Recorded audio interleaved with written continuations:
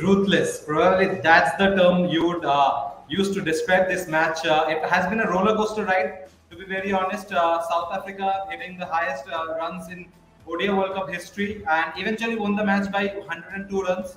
I have with me Pratyay Tiwari and Anirban Bose to discuss about the match. Pratyay, I'll start with you.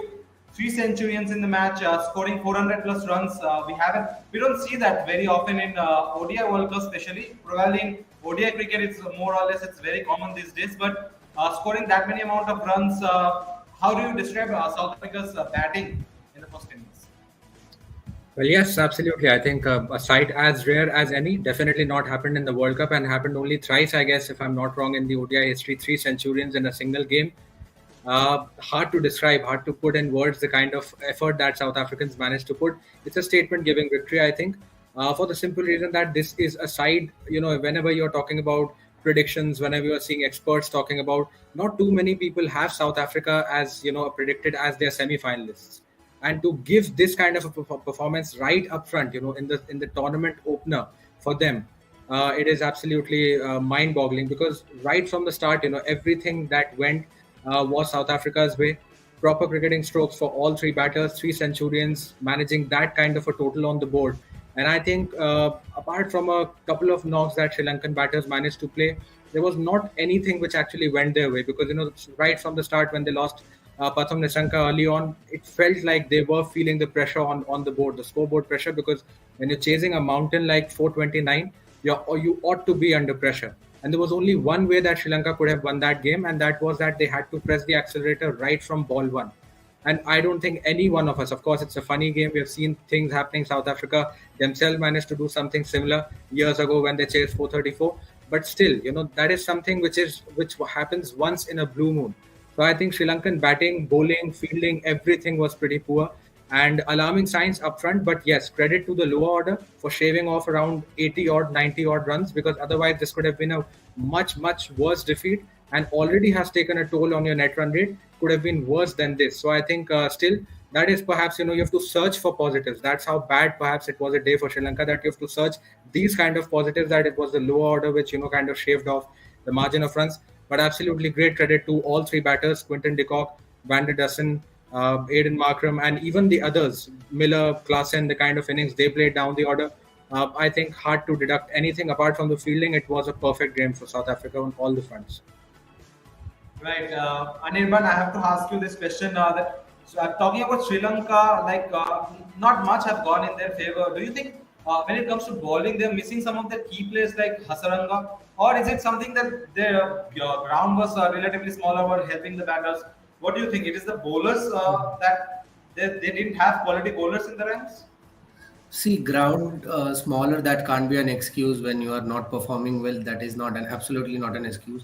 What you have, yes, Sri Lanka might be missing Dushmanta Chamira and Manindu Hasaranga, who has experience playing in Indian conditions as well.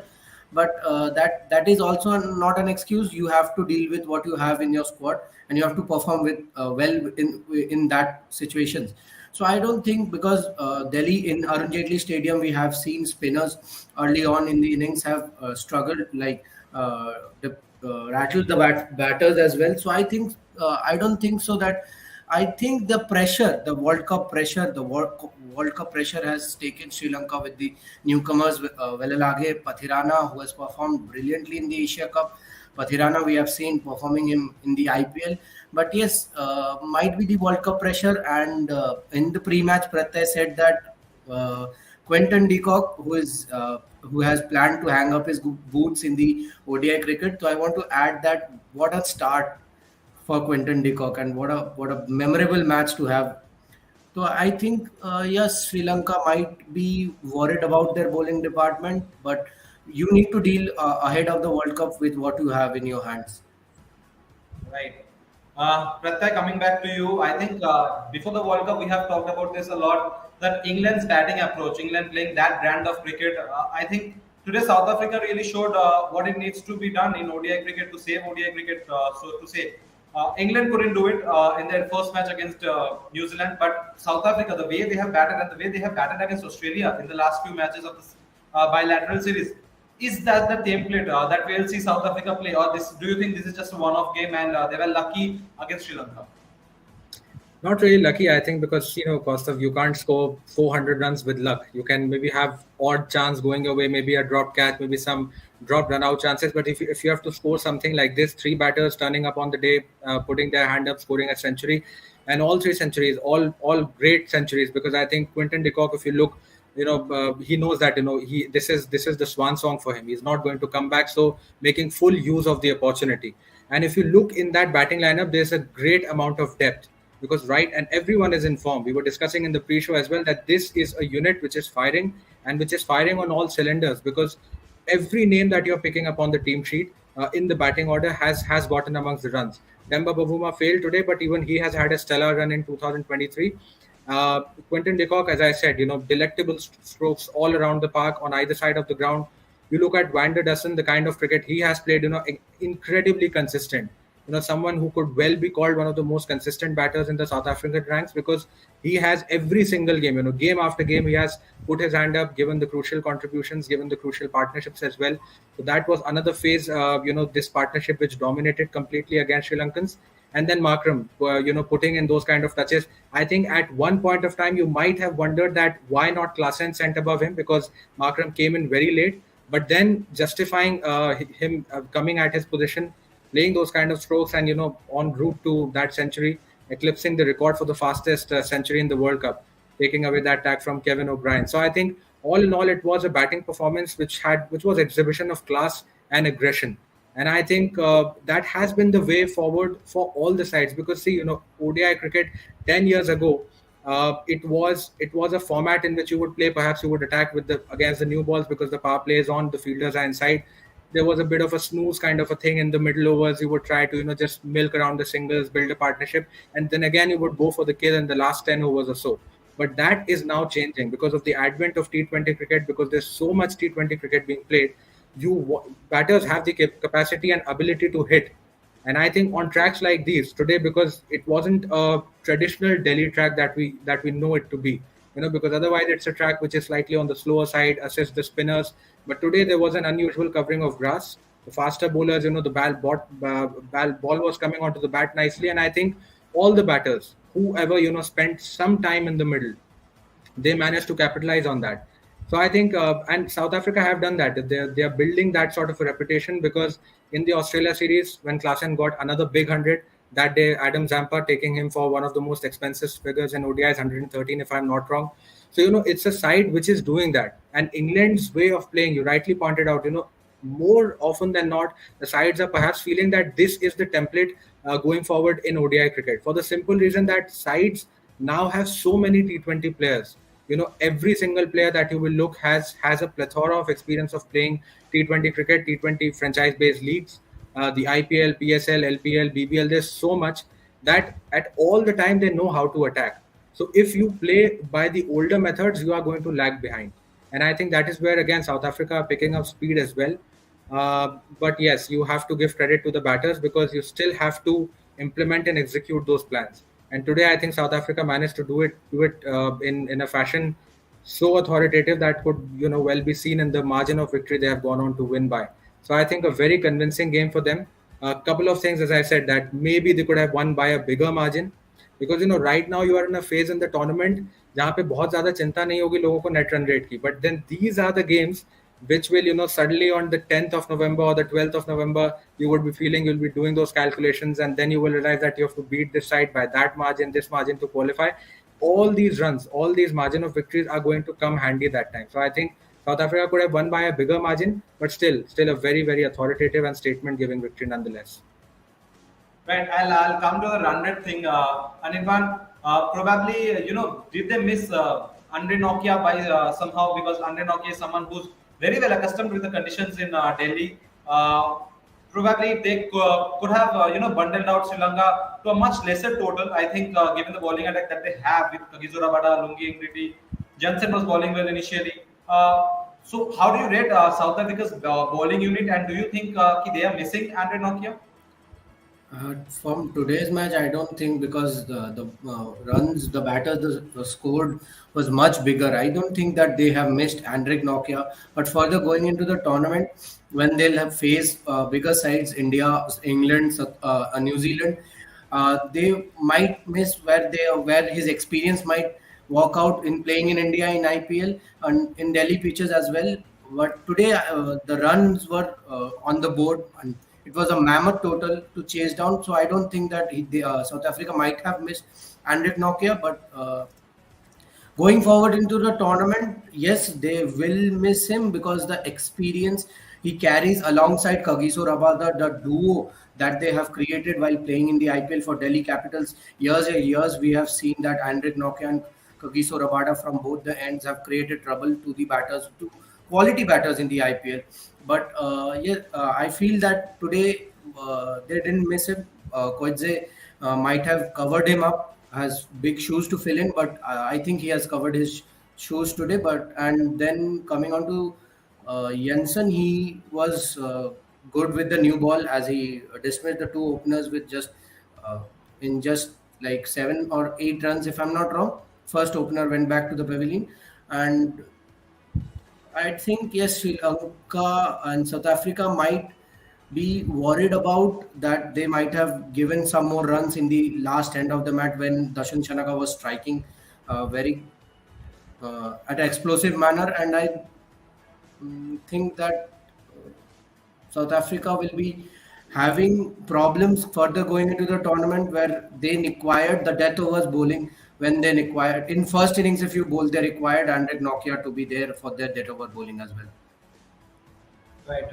But I think even though we can see South Africa won the match by 102 runs, mammoth thing to do in ODI cricket, but there are some positives for Sri Lanka as well. Kushal Mendis played really well, gave the perfect start. Then Asalanka, Shanaka trying their best. Even though it at one point it was impossible for them to chase it down because wickets were not there, and it wasn't that easy to deal with South Africa's bowling as well. There were positives to Sri Lanka. What are those, and how do you think they can fare this going into the tournament in the rest of the match as well? See, I think definitely if you see Shanaka has been woefully short of runs. He needed those runs to get back his confidence because he is keeping his place in the side intact because of course he is the captain and you're not going to drop your captain, of course. But still, if you look at what he has been doing with the ball, with the bat, no questions about his caliber. He is one of the best all-rounders going around. Can hit the long ball, uses long levers as well, and he's a very aggressive option down the order. Can finish games on his own. But still, if you look at is he justifying his place in the 11 at the moment? Perhaps no. And I think this is a knock which will give him some confidence. Started slow, but then took off against Gerard Coetzee again in one of the overs, 4 boundaries and a 6. So yeah, he just kind of got back amongst the runs, and once the result was foregone conclusion by then because you knew that Sri Lanka is not getting anywhere close to the target. But just spending that time in the middle. Why are warm-up games important or why is international game important? Because you can use these opportunities because there is no better practice than match practice. It's a cliched statement to make, but it is absolutely true, and that is why it is a cliche. That when you are playing in that environment against a world-class side like South Africa, that is the best moment for you to capitalize upon. So I think Shanaka would be happy with the knock because he's been really, really short on runs, and I think this is a knock which will give him some confidence going forward into the tournament. Not to forget the fact that this is right at the start in the tournament. Mendes again, I think he absolutely picked up from where he left off in the warm-up game. 158, that stellar knock, and I think today again, the manner in which he dominated. For a brief moment, you may have thought that if he continues playing, say perhaps until the 25th or 30th over with the same intent, and if perhaps he would have gotten some support from the other end because one Kusal was really blazing off, but the other Kusal was really struggling because Pereira wasn't really getting the runs and he was completely stuck. Never got the momentum. A great potential player, has the technique and everything, but still, it wasn't his day. If they could have done that, then you can't entirely, rule out a chance of a Sri Lankan victory. Of course, it was very early, but a statement-giving knock again in the 75 of 30, 40 odd balls, that was really aggressive. As for Asalanka, I think he has been one of the most consistent middle order batters going around, not just in Sri Lanka, but in the entire world. He is a quiet sort of a performer. He does not garner that much attention like a Hardik Pandya would or someone like Cameron Green or Marcus Stoinis would. But I think he has quietly gone on to do his business, quietly gone on to score the runs whenever the opportunity has arrived. So a perfect number 5 batter. who gives you some all-round ability with his spin as well. And I think yes, he showed again using that time in the middle, performing well for his sides. Of course, all these runs, they perhaps not look very big in the scheme of things of this particular match. But if you're looking at the bigger picture, then I feel definitely that these runs are going to come in handy for the Sri Lankan batters, because you're not going to concede every day. It is not going to be a 400 pitch, and every day you're not going to bowl as poorly as Sri Lanka did today. So I think from that perspective, it is good that some of the batters got back amongst the runs, and they will have to forget this loss as quickly as possible. Another interesting thing is if you see the margins of losses, in the entire World Cup, the first game, New Zealand, big victory. Pakistan, 81 runs, big victory. So, all, and again, South Africa today, Bangladesh winning by 7 wickets. I think these are all big, massive victories. So the sides are winning and they are winning big. So whoever are losing right at the start, they are actually making cases not just worse for them, but they are making it worse by a massive margin. I think in that regard, all the teams who have lost up until now, they have plenty of repair work to do, and they have all some bounce back business to be done in their next matches. Right. I'll talk about briefly about the last match, Bangladesh versus Afghanistan. Anirban, a convincing victory for Bangladesh. Coming into the World Cup, they had so many controversies with Tamim not there. Other than that, I think they have played really well, given the surface. Even though it was initially helping the batters, but then they bowled really well. Shakib picking 3, probably Mehdi Hassan picking 3. So it was a compact performance. How do you see that game for Bangladesh? And I'll ask about the Afghanistan to Pratyek.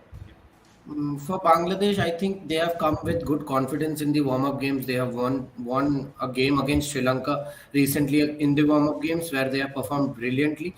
I think Shakib's form, and Shakib has shown his experience of playing. He's most probably playing his 5th World Cup this time, if I'm not wrong.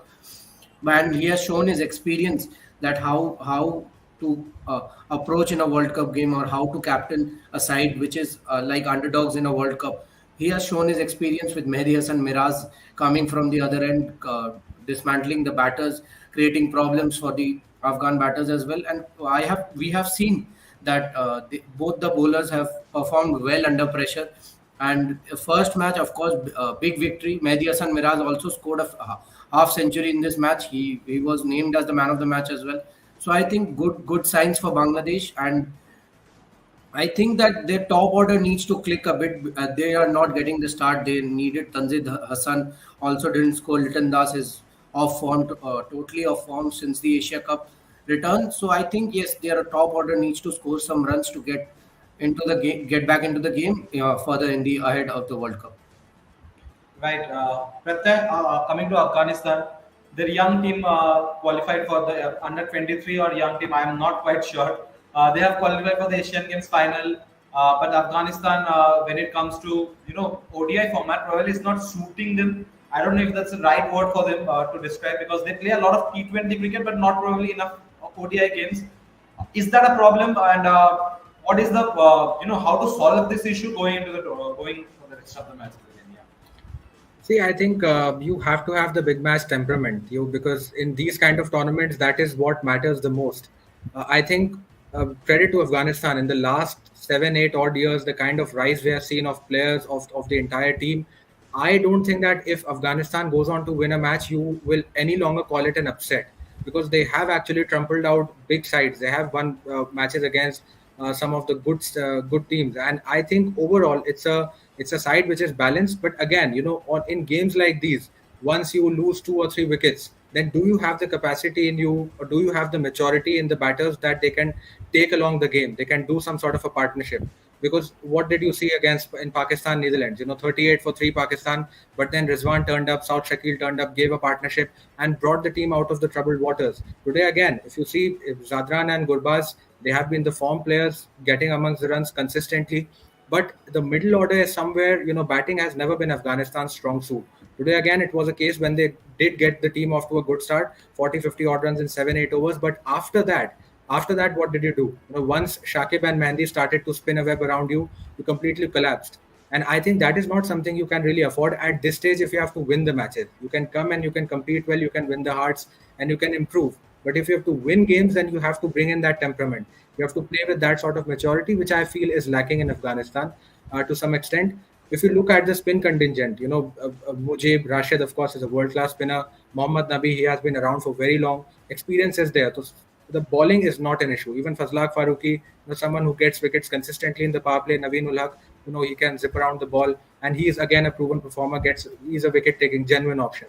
Bowling has always been one of the stronger suits of Afghanistan, but once it comes to the batting, that is somewhere down the line where they start to disappoint a little bit. So I think if Afghanistan have to win matches, they haven't won any in the World Cup. If they have to win it, of course, they don't have a lot of pressure on their minds because no one is expecting them to qualify for the semi-finals. No one is expecting them to lift the trophy, of course.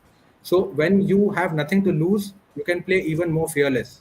And I think that has been the defining factor of Afghanistan, because every time they have played, it's not easy being an Afghanistan cricketer as well. Because it's not one of the richest countries. The political environment in the country is always tumultuous. So it is not easy. But despite beating all those odds, they have come up the ranks. They have done exceedingly well. So I think it's about clicking in unison, because whenever we talk about these kind of games, cricket, 11 players taking the field, it's a team game. You can perhaps go on to win a match one day, 2 days with someone shining, two individuals doing the job for you, but not every day are you going to win those matches on the back of those 2 or 3 individuals like Rashid and the likes of them. So you have to make sure that everyone is chipping in with contributions. I think today was another of that kind of a case when they allowed the opposition to play with their minds, not perhaps being able to apply themselves in the manner they would have liked. Because see, 150 odd that they got, had they perhaps tried to get another partnership, someone who could have gotten 50-60 odd in the middle order, and then if you get closer to the 250-260 odd mark, you at least are giving something for your bowlers. You're giving them something to sort of defend, to play with. If you're giving them 150 or 160 odd to defend, it is going to be extremely hard. So I think Bangladesh, credit to their bowling, two good spinners. Shakib, of course, is a legend of the game, and Mehndi, what a player. I mean, right from this entire year, if you see, floating around in the order, playing at number 3, number 4, scored a century in the Asia Cup as an opener. Now again getting a 50 after 3 wickets. So these are quality players. It's a quality side. Bangladesh again are slightly underrated, kind of underdogs, kind of a team. But I still feel that they showed again today what they are capable of, and Afghanistan will definitely have to take their lessons and move forward. Right. So the big game tomorrow, India's first home game against Australia in Chennai. It's raining in Chennai at times. That's the news. Before I end up this session, Anirban, what would be your playing 11 for India? If for India, I think if Shubman is fit, Shubman will be opening with Rohit. Rohit, then comes Virat. Then I would go for KL Rahul, Ishan Kishan, because Ishan might get an edge out because he's a left-hander and he probably gives a good option and he has performed under pressure in the Asia Cup against Pakistan when the top order rattled. So I would give Ishan Kishan a chance in the World Cup, and then comes Hardik, Jadeja, Ashwin, Siraj, Bumrah, and Kuldeep will be my first 11. Right. Pratha, do you agree with him, or Shreyas has a place in your team? I think India will go with Shreyas for the simple reason that he has been the designated number 4. At some point in time, you will see others chipping in as well. But it's an order which more or less picks itself. There are only a couple of spots, perhaps the number 8 spot, which has been ever so contentious. Number 4 quandary for India has been more or less settled once Shreyas Iyer came in, got a century against Australia as well. So he has got the runs. There was a concern that how much has he played, how much has he not, whether he would be able to straightforward be slotted into the World Cup or not. But the Australia series, I think that was enough for him, because Asia Cup also, a couple of games he played, and after that, due to the back spasms, he had to sit out. So the game time was an issue with him. I don't think that is going to be much of an issue. It would have been great had Rain not played spoilsport, and India would have gotten a chance to play those 2 warm-ups. But it seems that wherever they are going, Rain is just chasing them. Even in China today against Afghanistan, the match getting washed out. So I think there is no place where they have gone and Rain has not chased them. Sri Lanka, China, India, it's all over the place. So I think disappointing a little bit, of course, as an Indian fan. But I think Shreyas Iyer definitely picks himself right now at the moment. Apart from that, I think, yes, it's more or less a settled option kind of a lineup. Because if you see Gill, if he's not playing, I won't play KL Rahul up top the order. Kishan, of course, gets the chance because, he first of all brings in the left-hand, right-hand combination alongside Rohit Sharma. And then, of course, the fact that KL in the middle order has been too good to be tinkered with. His record has been sensational. because he is also coming after a long injury comeback, and ever since he has returned, the performances have been speaking out loud. The century against Pakistan, a gritty 39-40 odd against Sri Lanka on a track where Dunit Welalagi was performing exceedingly well in that game in Asia Cup. Then a few good knocks against Australia in the series as well. So I think he has kind of gotten back into his groove. So I don't think that it would be fair to change things or amend things where they are not broken. So I think overall it's a settled unit. As for the number 8, I think in on tracks like that you are going to get in Chennai, Delhi, Lucknow, maybe. These 2-3 places are where What's happening?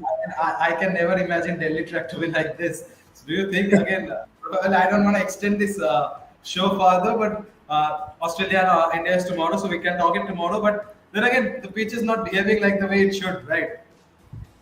Absolutely, that's what I said. This is not what you usually expect from Delhi. Today was an outlier because otherwise, if you see Delhi track, it is known for assisting spinners. It's slightly on the slower side, and it's not definitely a high scoring ground. Even if you look at the numbers that have been previously done, by no means is it even close to 350. But today, 400 being breached convincingly, and even Sri Lanka managing to go past 320 odd. So I think it was slightly exceptional. But I think that if Delhi continues to play this way, if this is how the track is going to behave, then a lot of teams will have to change their plans, because even right now, if you are thinking about the number 8 for India, if it is a toss up between Shardul and Ashwin, you would perhaps be playing Ashwin in Chennai, Delhi, and Lucknow. That is kind of fixed, because these are tracks that you expect the spinners to kind of get more wickets than the pacers. But if you are looking at this game, then you kind of get confused at whether you should go with Ashwin or not. Of course, he's a cricketer of great pedigree, no doubt about that. But still, if spinners are going to be thrashed the manner in which they were done today, even the pacers were, of course, when 420 are scored, that means every bowler has conceded runs. But then, of course, a lot of teams will have to change their plans. But overall, I think that yes, Indian side is a team which kind of picks itself. There are not too many holes to be filled. So it would be questions of whether you have to play all three seamers, Siraj, Shami, and Bumrah, or you have to rest Shami for Shardul, or you have to play Ashwin. And this question of Gill and Kishan comes in only because Gill is ill. So I think apart from that, otherwise it's a unit which kind of just simply picks itself. Right. Okay. We have come to the end of our show. Thank you everyone for joining with us. Thank you Anirban and Pratyay to be with us. That's it. Tomorrow it's India versus Australia. Big day. Sunday. Hopefully no rain. And yeah, see you all tomorrow. Good night.